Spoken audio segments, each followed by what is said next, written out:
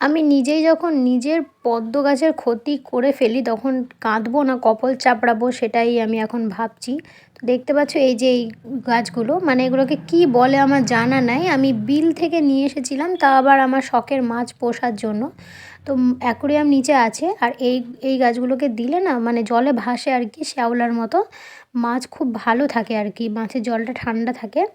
তো আমি নিয়ে এসে বারবার করে নিয়ে আসবো বিল থেকে, ওর জন্য আমি কী করেছিলাম কয়েকটা পাতা নিয়ে এসে এরকম আমার পদ্ম গাছের নাদাতে ছেড়ে দিয়েছিলাম। দেখো আজকে ফলাফল স্বরূপ গোটা পদ্মর টিউব নষ্ট করে দিয়েছে, আমার পদ্মর টিউবগুলোকে এভাবে পচিয়ে দিয়েছে। জলটা এত পরিমাণে গন্ধ বেরোচ্ছে আমার মানে মানে নিজেরই বমি চলে আসে। তো দেখো আমার পরিষ্কার করতে গিয়ে কী খাটনি হয়েছে, কত বের করেছি দেখো।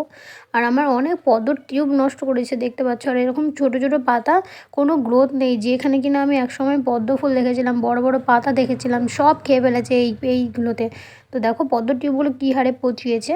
আর শামুক টামুক হয়ে গেছে, দেখো শামুক দেখতে পাচ্ছ, শামুক হয়ে গেছে, কালো কালো শামুক হয়ে গেছে, কীরকম মানে জংলামি ভাবতে পারছো।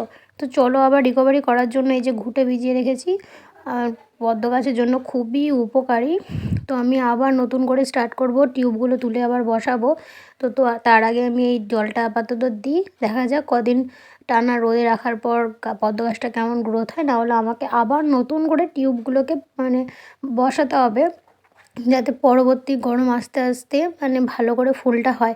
তো সত্যি আমার মানে আমি জানতাম না যে এরকম ক্ষতি হয়ে যাবে। আমার পদ্ম গাছের টিউবগুলো দেখো উঠে চলে এসেছে, আর এরকম পচে পচেও গেছে কিছু কিছু। তো খুবই বাজে জিনিস, আমার জানা ছিল না, যখন জানলাম তো কিছু করারই